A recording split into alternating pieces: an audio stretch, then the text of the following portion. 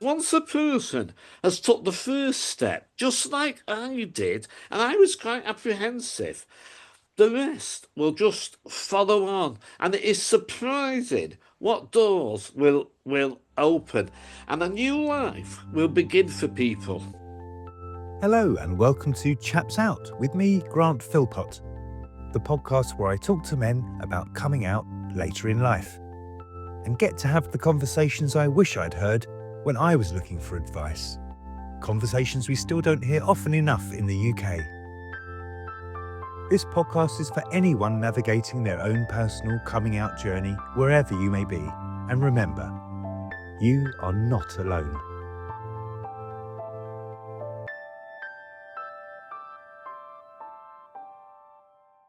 My guest today grew up in Manchester and comes from a Jewish family. He was married for over 40 years to his wife before being widowed. He used to work in a geriatric ward and these days volunteers at his local theatre. He's now in a very happy relationship with his partner Tony.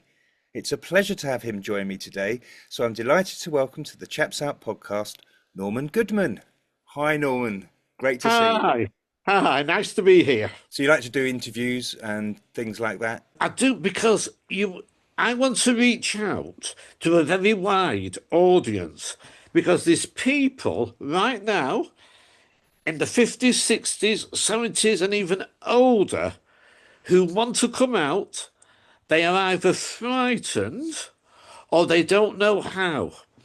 And my job, as I have said to other reporters, is to try and reach out to these people. I am not a trained counsellor, but from the experiences I've had in life, university of life, I call it, I will try and help people to the best, well, maybe an ear to listen to speak up for people if I can, and just be there for people. I'm not a trained counsellor either, but I've been to some, been to many, and I definitely feel like I've got a little bit of advice I can pass on.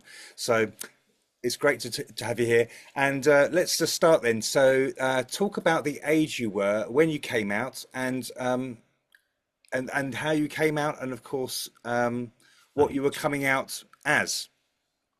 So I did try to come out when I was in my 40s, and I told my wife, and she already knew because she was quite clever, and she already knew. But we spoke about it, and I did go for counselling when I was in my 40s. And in all honesty, we ended up laughing about it. My wife would say to me, if you go out and meet a man, she'd say, bring him back for me. And so she was very accepting of me. But having said that, life was still very frustrating for me because I have found in my life, as a bisexual, being attracted to men and being attracted to women, I still find very frustrated. I find it very frustrating indeed. But I lost my wife in 2017, and 2 years later, I was absolutely dying to come out, and I never knew how to come out. And I was so desperate. I was going to phone the Jeremy Kyle show at the time. Anyway, as it happened, I was what's called a cultural champion, which meant I got invited to lots of cultural activities. And we got a new coordinator who was in charge of us all, and she organised an evening where the LGBT plus Foundation were going to give a talk in the People's History Museum. So I went along, and it was a very interesting talk.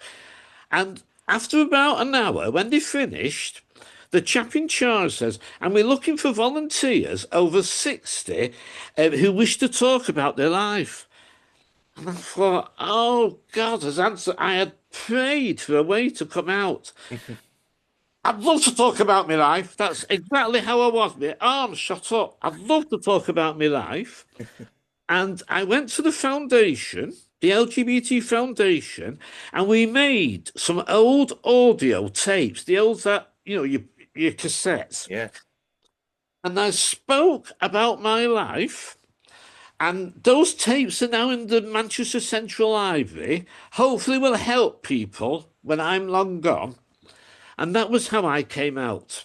That was then I started telling people at the theatre where I volunteered, the Royal Exchange Theatre where I volunteered, and quite honestly, people were congratulating me. You're really brave, Norman. You're really brave. Because I was almost 70. I was a few months off being 70. Right. And I didn't think I was brave. But I can tell you, Grant, the relief to me, it was you could say there was a mountain that was took off my shoulders. Mm. And that was how I came out. Yeah. Fantastic. So you were 69. That was Yeah. I was 69. That's right. Yeah. wow, wow. Yeah. I know exactly how you feel. Yeah. The relief is so incredible because you spent your whole life sort of Yeah. trying to be a type of person that fits in with society. Correct. You couldn't have put it better. You're trying to fit in. I've never been a keen sports person, so I could never talk if there was a wedding in the family or an engagement, I would absolutely clam up because I mean, the men start talking about football, they start talking about the cars. I've never driven, I don't drive. Right. I'm not into sport. And if they were talking about women, that really didn't help me. So yeah, it was just I don't. Sometimes I thought, am I one of society's rejects? Things just go through your mind. But my life now is lovely. I've made some lovely friends at Tony's group out in the city. I've got a really excellent life. Yeah. Yeah, so tell me about meeting Tony then. So Jane, who was the coordinator for the cultural champions, I had a chat with her. And she said to me, I know a chap called Tony Openshaw, she said, and he runs a group for people 50 plus, LGBT. She said, do you want me to have a word with him? I said, oh, yeah. The same evening, he phoned me up and he was on the phone for about, 50 minutes telling me all about the group and everything. So the next week, I went along. And there was such a friendly group of people, men, women.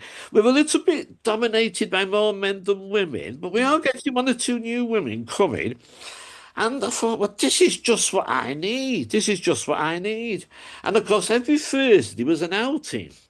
Now, I couldn't go on the outings because that's when I'd done my shift at the Royal Exchange Theatre. Anyway, I had been going to the group for about 2 years. And Tony and I, we got invited. We got invited to see a film about HIV and about how HIV was in the 80s to the present time. So we went to see the film. There was quite a few VIPs there. Then we came out the cinema and we're walking up the street, and all of a sudden, Tony says, Norman, I've developed feelings for you. Well, I said, I don't want a relationship. This was in the street. And it knocked me for a six. And for a couple of weeks, I was in shock because I had never had a relationship with a man. I'd fancied men, yeah, but I hadn't never had a relationship and I didn't know how to handle it. So I actually spoke to Jane and I spoke to one or two close friends. Tony was really upset that I had said no. However, that was about the beginning of November, over 4 years ago, beginning of November. And Tony has a sister in Bratislava. And he goes over at Christmas, and he went over, and he was texting me every day, and he phoned me on Christmas morning. I was sat in my living room every day, and I was looking at the phone to see if he'd text me.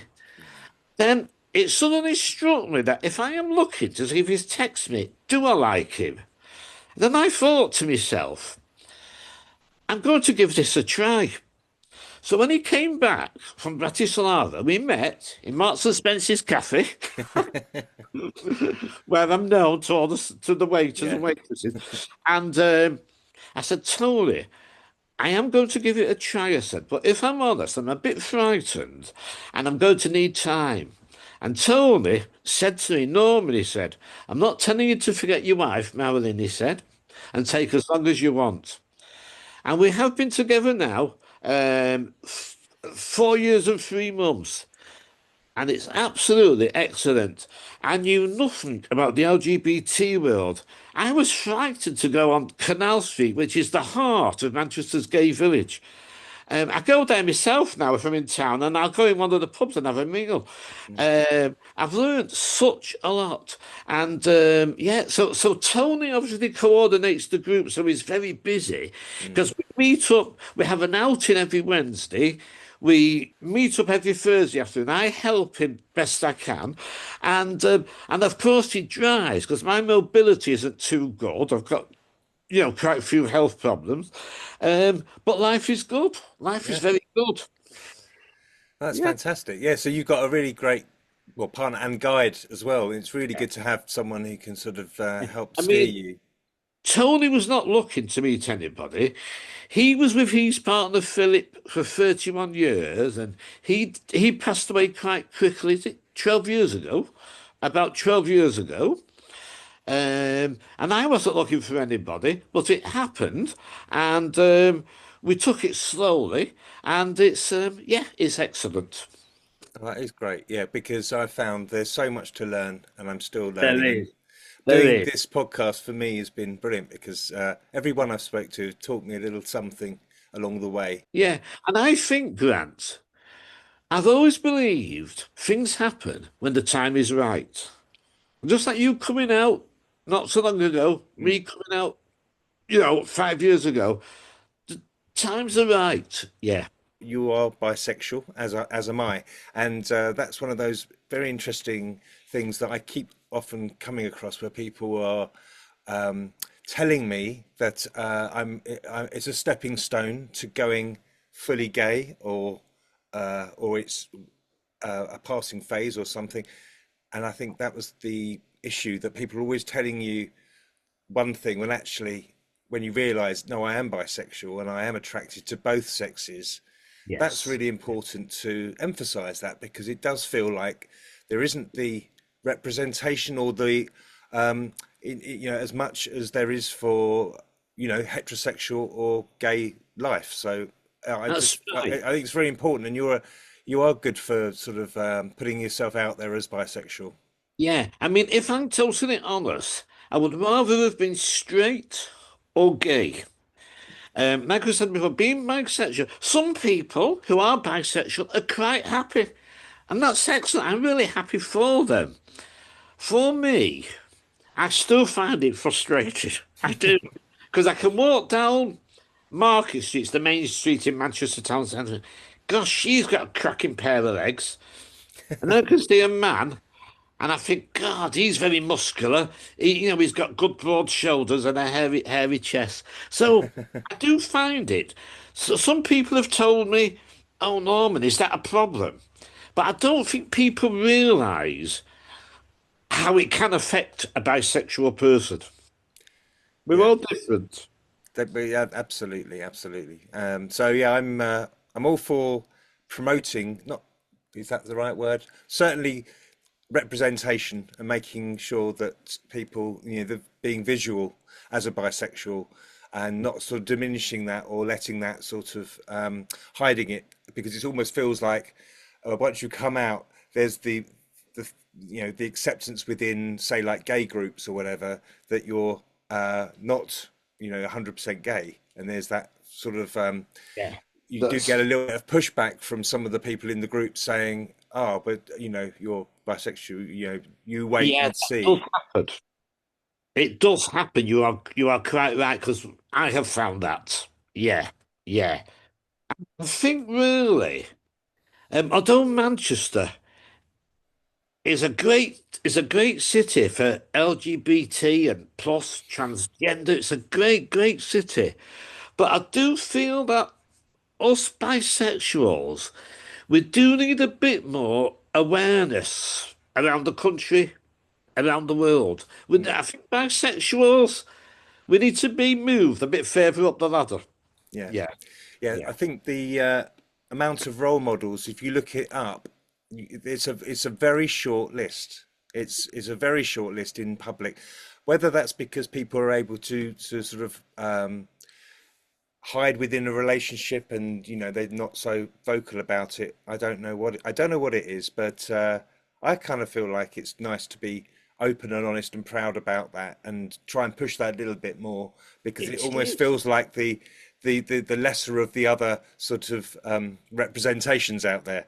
Yeah, it's true. And research that I've done a little bit of research, and it seems that in 20, 30 years' time, there's going to be more people, they reckon, coming out as bisexual Mm. way into the future. Yeah. Yeah, yeah. Not sure I'll be here. Well, true. Yes. Who knows where I'll be too? But I was looking at some statistics. Not that I can't even say it. That's how bad I am at statistics. Uh, that you look, and obviously the younger generations are fantastic about coming out and being a lot more open and honest and all that kind of thing. And I was looking and seeing that it's sort of 1.3, is it 1.3%, or it's very low.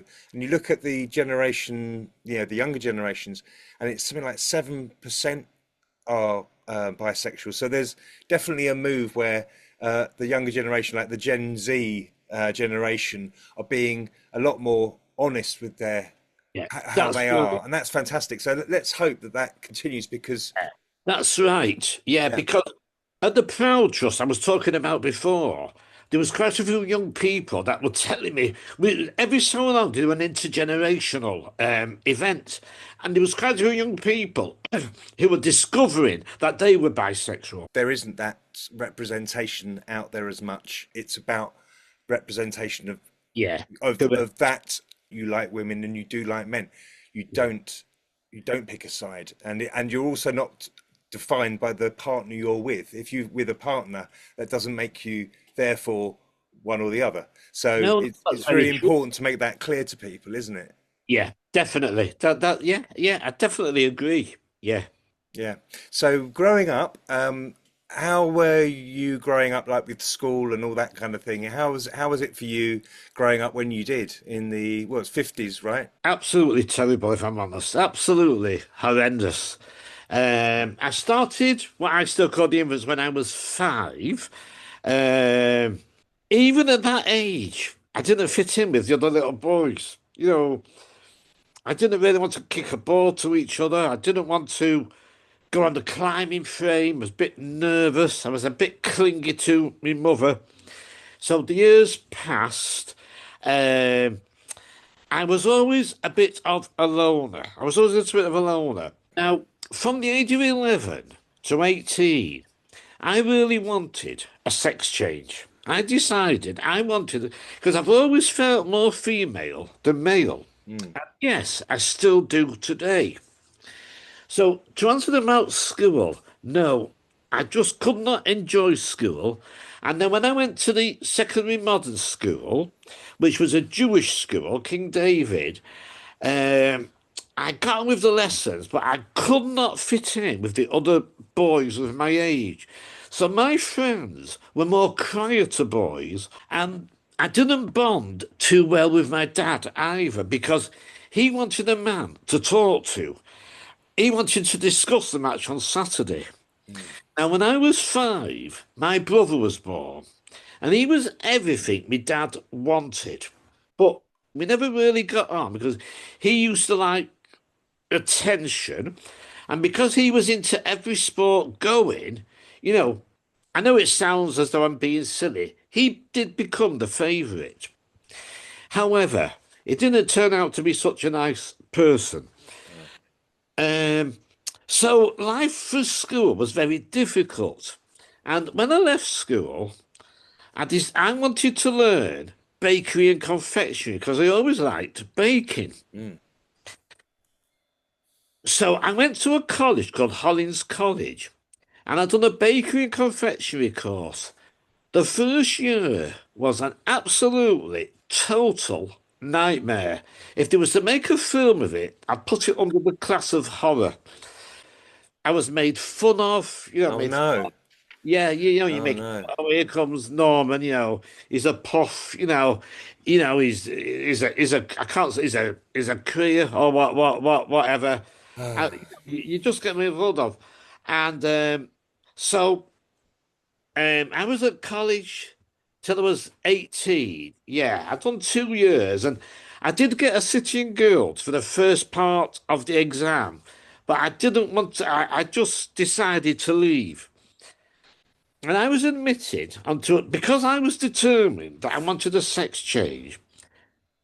After my parents had took me, done the rounds of doctors, psychologists, and all that, I went into a psychiatric unit, voluntary, and spoke to the psychiatrist. Now, I didn't know at the time, but I was given a course of electroconvulsive therapy. Oh yeah. Yeah. Now, I didn't know at that time that was given to me to knock all the Mm, sexuality, the gay sexuality out of me. And I was treated as having lots of mental health, mm, you know, which, funnily enough, I am doing something at the moment to try to end this therapy. yeah. It's still being practiced. Yes. Um, so, and after that, I was actually given. I had to go in a room with this woman, and she told me it was aversion therapy. Put my hands in my pockets, walk slow, don't talk as fast. You've got to become more of a man and all that. So it was a really really bad time. My only regret is when I came out of the hospital. I then got a job as a porter at the private patients' home in Manchester Royal Infirmary. Mm, And then, of course, I got a job as an orderly at the hospital near where I lived. And that's how I come to do nursing. But I mm, was really happy with nursing. That was okay. That was okay. There were still people there who made fun of us, and everything. You know, if I used to love working nights, and for the very poorly patients, we used to mix. I think it was egg, milk, glucose. We used to whisk it all up. mm. And I can remember once going in the kitchen and the nurse who was working on the fumes was in the kitchen. And said, oh, Norma, you'll make a really good wife for somebody. You take a lot of knocks. You do take a lot of knocks. And, you know, people used to say, sticks and stones will break me bones, but names will never harm you. Mm, But it's wrong. Names do harm you. mm. Names do really harm you. Uh, because I was brought up Jewish, we used to get the Jewish community papers, and one or two young people would advertise for friends. Anyhow, I decided to put an advert in one of the Jewish papers, and my late wife replied. And I Ah. thought, now we were neighbours. We went to the centre. We were neighbours. And then when I met her years later, I thought, God, she's just like a lovely doll, and she's just like a doll. And we started going out together, and we just fell in love, and yeah, we got married 2 years after. Yeah, and we did have a good marriage. I did have some mental health problems in the 1980s because I actually got frightened of dead bodies because the ward I was working on, the mortality rate was quite high, and only me got frightened. And I was quite ill for quite a few years, but I got over it all, and we got on with life. And yeah, and Marilyn and I, we just lived for each other. 18 months into the marriage, unfortunately, she had a miscarriage. And it just didn't happen after that. But we got on with that. We used to look after other people's kiddies. We always had pets. And then, of course, in 2013, she was diagnosed with non-Hodgkin lymphoma.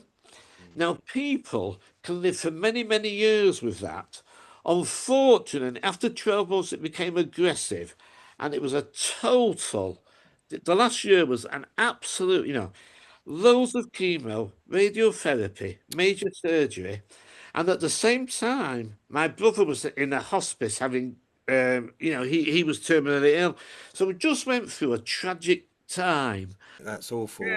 And you, like you say, the sticks and stones. Yeah. These days, we're a lot more understanding that mental health is just as important as what physical injuries and that we can see, That's right? right. Yeah, that's Yeah. right. So when you obviously were going through a lot of mental health problems now, are you still kind of having therapy to help yourself? No, no, I am waiting to speak to a counsellor from, I know you heard of Indigo. Like, Well, Indigo in Manchester, I don't know if it's national, but in Manchester, Indigo um, counsel people who are transitioning or people perhaps who have difficulties with their own gender. yeah. And so I'm just waiting to talk to somebody about because I still get a bit frustrated. But as a person, I'm quite happy. But what I've not mentioned is that because I had some mental health problems caused from my nursing, Mm, I did have bit of a breakdown in 1984, and I was in a hospital, and I was sat on the ward in the hospital. I was 34, and I thought to myself, I like men, I like women. Am I bisexual? I was actually 34 when I realised, mm, because I always thought I'm gay. The fact that I got married, the fact that I could fancy other women sometimes, as well as mm, men, it didn't dawn on me that I was bisexual till I was 34. So mm, I spoke to the psychologist, and he said to me, yes, you are bisexual. He said, there's two things you can do. You can leave your wife and go on the gay scene, or you stop with your wife. And I said, no, I said, I'm not leaving her. mm. I'm definitely not leaving. We did love each other. And it took me another 10 years to tell her. Yeah. Yeah, because we weren't taught at school that there was a really a thing as bisexuality. No. I was often, because I was probably a little bit camp or whatever it was, and I liked art, I liked theatre, and I did dance, I did ballet when I was about 10 or 11. Oh, I would I just love get, ballet. I'd get that sort of, you're gay, and I'd say, well, I'm not because I like girls. So it didn't make sense to me that there would be this sort of, both thing where Right. bisexuality. So I hadn't until I kind of experienced, being with a man a few years ago, a couple of years ago, Yes. that I was able to suddenly the penny dropped because because the guy asked me, he said, "Are you gay or bi?" And I'd never been put it to me like that, and it was like, well, Yeah. now you say that, I guess I must be bisexual, but it hadn't even No, registered. you just don't think of it, do you? And I really know where you're coming from there. Yeah. Yeah, yeah. So that was completely this guy, a gay guy, asking me this question. I want to, I've never seen him again, but I kind of want to thank him because I was coming out, Yeah. vocalizing it to somebody for the first time. I wasn't ashamed because I was actually speaking to this person and saying this because you didn't want to ever mention it or think Right. about it or whatever. And then I suddenly felt incredibly proud to come out to myself and accept it, and the ball started rolling from there really, and it was like, wow, Yeah. it's Yeah. not that wasn't too I bad. understand. I actually feel incredibly strong, much stronger than I ever have done, because I'm like you really say, glad. the University of Life has taught me a lot of lessons, lots of hard knocks and all those kind of things. And yeah, I feel like I can sort of like an armor, I can accept a No. lot more and take a lot more on the chin. And that's why by doing this podcast, for example, I would never have normally put myself in this position, but actually it's like bring it on. I'm more than happy to discuss it in the open. Yeah. Yeah. And Well, that's like me now, because all the years we hid it, all the years I've hid it, I don't care who knows now. I don't care who knows. Um, my After my wife died, one of her cousins phoned me every day except Saturday. right. As soon as she knew Tony and I were together. I was so happy. I put some pictures on Facebook. I can't phone you anymore, Norman. She's got a daughter who's ultra orthodox who lives in Israel, and they've got a very large family. Mm. So I'm an embarrassment to them, but it's just hard lines for them. To be honest, it's their loss. Yeah, no, absolutely. And it's not, yeah, it's just not your problem, really, is it? That's their problem. So let's talk about a bit of advice or anything you'd like to sort of give out to anyone who might be considering coming out or think they might be bisexual or gay. Is there Oh, anything that you'd yeah, like to sort of pass on with your yeah, experience? yeah. So to anyone at all who is trying to come out as bisexual, anyone at all, talk to somebody, whether it's a close relative you trust, whether it's a friend you trust, your doctor, if you can get an appointment, your doctor, just as I put that bit in, your doctor, talk to somebody because the more it festers in your mind, the more worse it will become, the more you won't want to tell somebody. So my first advice is to talk. And they have to remember as well that these groups out there, I mean, the foundation in Manchester, there's a helpline and people phone. They get calls from Zimbabwe, from Lagos. They get calls from all over the world, China. They get calls from countries where homosexuality is forbidden. Mm, So if they Google, and if they haven't got access to the internet, because I know some older people don't have access to the internet, maybe they can trust somebody who can, or maybe go to an internet cafe and get, someone who they don't know to do it for them. mm. That is my advice. And then once you've got the advice, perhaps think about trying to see a counselor if you want to. Because once a person has took the first step, just like I did, and I was quite apprehensive, the rest will just follow on. And it is surprising what doors will open and a new life will begin for people. Yeah, Yes, it yeah. doesn't matter. Tony and I have communicated with a chap over 90 in the USA who came out at over 90. Yeah. And they And had a male partner, but they married. Yeah, they got married to each other over 90. He came out at about 90. So it's never too late. that really is never too late. That's amazing. No, over 90. Brilliant. And yeah, you say about people listening, I can see from the algorithms when I look at the podcast and how it's doing, and obviously hoping it's getting shared and being discovered because that's the hardest thing I think is just for it to be out there and people don't necessarily want to share it or even like it because or subscribe to it because it would be almost them accepting or coming out and it might ruin their algorithm or whatever. But I can see people around the world who are looking from different countries, and that's fantastic if they're getting a chance to have a listen, and if that's going to help make them a little bit Oh, stronger, definitely. and it's those little steps, like you say, the doors opening. That's right.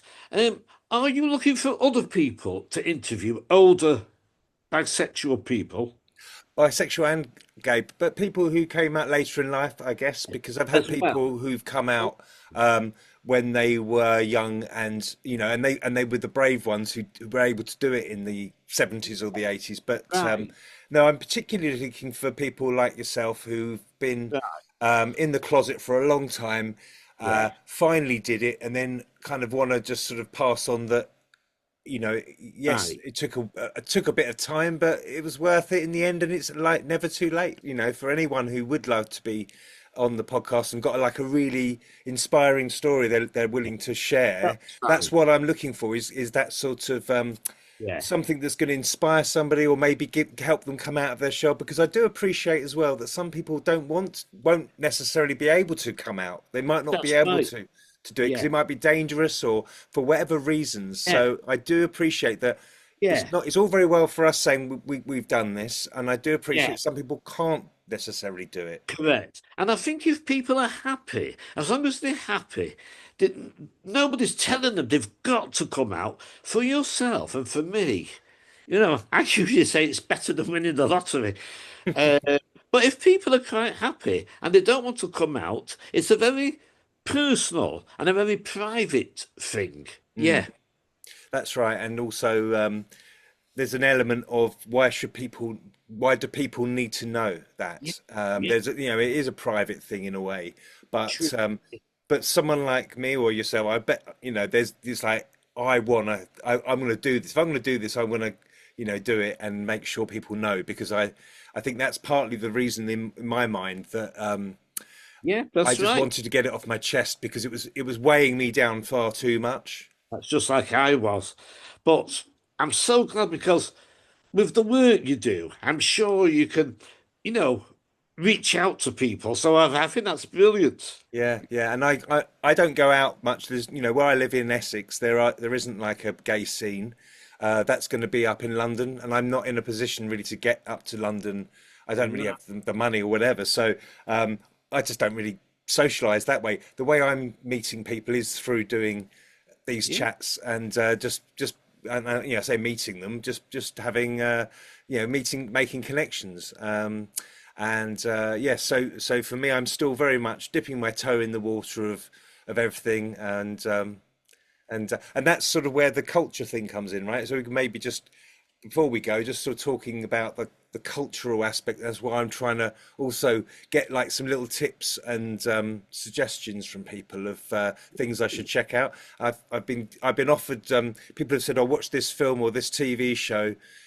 That stuff's been amazing, and there's so many obvious things that I've thought, oh, of course I didn't think of that. And you're going to be talking a little bit, aren't you, for us in the Yeah, Chaps Out yeah. Culture podcast? What are you going to talk about? So I will talk about.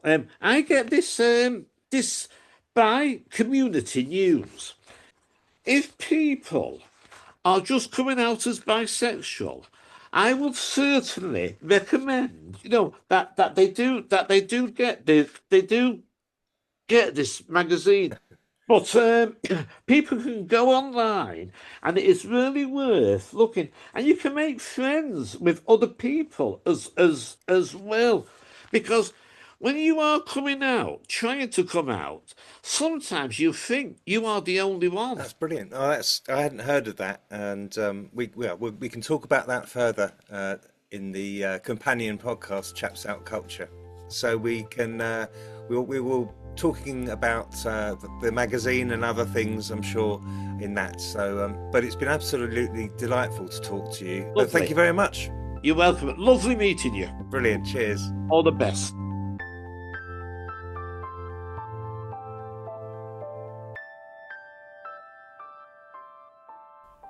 Thanks again for listening to Chaps Out, and to Norman for being so honest, thoughtful, and courageous in sharing his experiences. His story showed us that coming out isn't always a single moment. Sometimes it's a gradual recognition of who you've always been. When he said he realised, I liked men, I liked women, I'm bisexual, that moment of clarity, of finally having the language for your truth, really resonated for me too, and can be life-changing. And as he reminded us, being bisexual isn't a stepping stone or a phase. It's a valid identity that deserves visibility and understanding. He also shared something so important for anyone still holding it in.